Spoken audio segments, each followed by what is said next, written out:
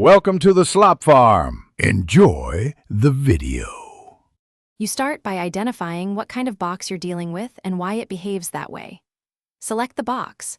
Note whether it's a drawing shape, text box, table cell border, or a frame. This determines the removal method. Once done, open the Format tab or right-click to view properties. Make sure to inspect wrap text and anchor options because those control placement and may make a box look persistent even after deletion. Knowing the type saves time and prevents accidental content loss. You now remove or convert the box depending on its type. For shapes and text boxes, select and press delete. Check the document for orphaned anchors.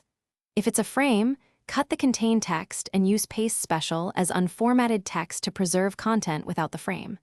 For borders around paragraphs or table cells, use home paragraph borders and choose no border. Make sure to preview layout because changes to wrapping or paragraph spacing can shift nearby content. Finish by verifying the document in both draft and print layout views so you catch any lingering artifacts. If formatting persists, use clear all formatting or reveal formatting to find and remove applied styles that recreate borders. Make sure to check for hidden anchors and section headers that might reintroduce boxes, and if a box returns, undo, inspect the style or template, then remove the style or update the template. If needed, save a copy before bulk style, edits to avoid accidental loss. Thanks for watching. Consider subscribing if we helped you today.